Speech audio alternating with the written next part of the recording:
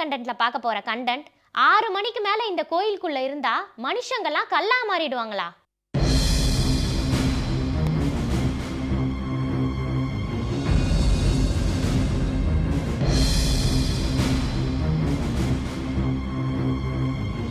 இந்தியாவுல நிறைய பழங்கால கோயில்லாம் இருக்கு. அந்த கோயிலோட வரலாற்றை கேட்டோம் அப்படின்னா சாபம் பெற்ற கதைகள், வரம் பெற்ற கதைகள், இன்னும் பயங்கரமான பேய் கதைகள்லாம் சொல்லுவாங்க.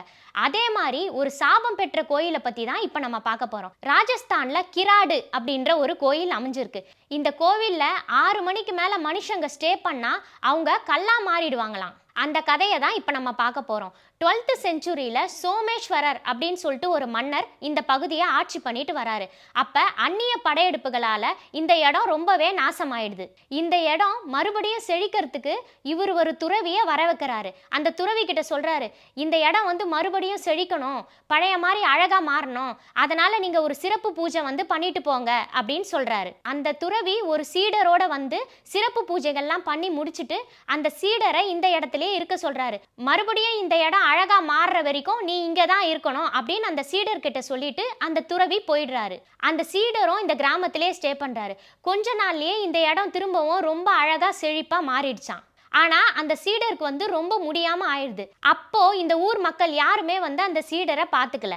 ஒரே ஒரு குயவனுடைய மனைவி மட்டும் தான் இந்த சீடரை பத்திரமா பார்த்துட்டு இருந்தாங்களாம். ஸோ இந்த சீடர் சீரியஸா இருக்க டைம்ல மறுபடியும் அந்த துறவி இங்க வராரு.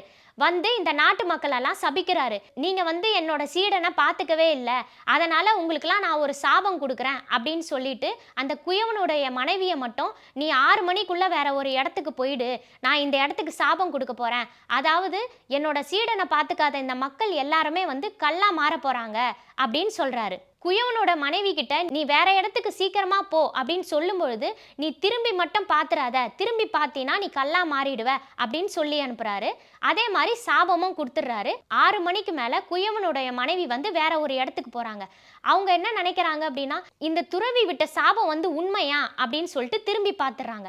திரும்பி பார்த்த உடனே அங்க இருக்க மனுஷங்கள்லாம் கல்லா மாறுறத பார்த்த உடனேயே இவங்களும் கல்லா மாறிடுறாங்களாம். இந்த துறவியோட சாபம் உண்மையா இருக்கும் அப்படின்னு இங்க இருக்க மக்கள் இன்னமும் நம்பிட்டு வராங்க.